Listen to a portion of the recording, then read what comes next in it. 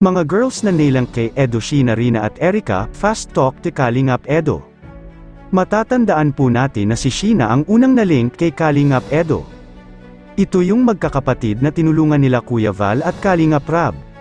Dahil puro mga babae itong magkakapatid na wala ng mga magulang, yung tatay nila ay nakakulong at yung nanay nila ay namayapa na. Nakita sila ni Kuya Val walang bahay, kaya sobrang naawa si Kuya Val sa magkakapatid dahil yung tinutulugan nila ay walang dingding na maayos.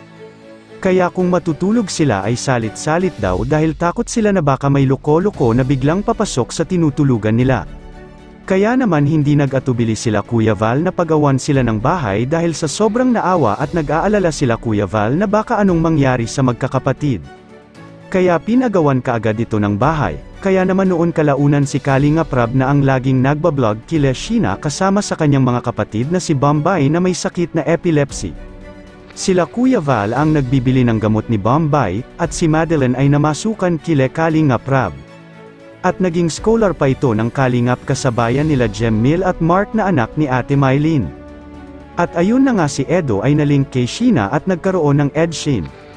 Kaso katulad kay Rina, kapatid lang din ang turing niya kay Sheena. Likas na mabait si Edo dahil maalaga din siya kay Sheena noon.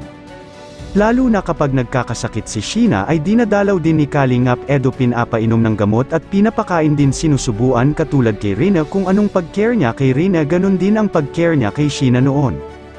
At mula nang magkaroon ng channel si Sheena ay sila na lang talaga ang namumuhay dahil nakita na rin naman ng Team Kalingap na kaya na nilang mamuhay ng kanila.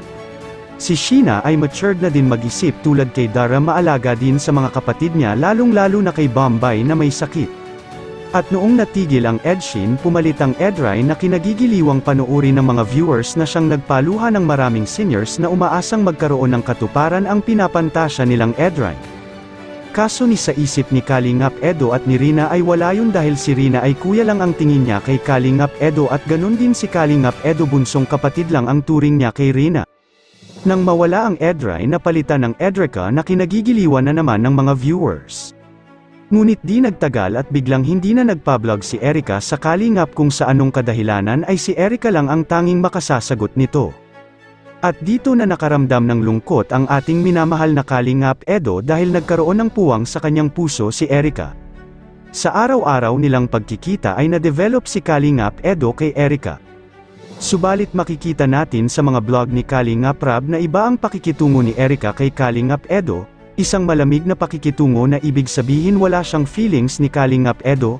Oh my gosh, napakasakit pala umibig ng hindi ka iniibig ng iniibig mo.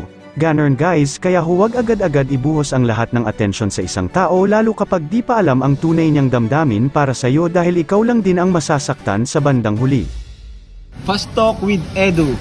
Nike, Adidas. Nike, D-Rose, Jamorant. D-Rose, Jollibee, McDo. Jollibee bro.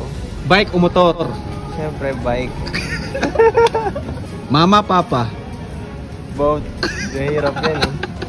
Summer o Christmas? Summer ako. Summer ka. Dagat o ilog? Ilog ako. City o nature? Nature ako, di ako makisiping. Matangkad o petit? Matangkad. Payat o chubby? Hindi chubby eh, ganun lang. Masakto lang.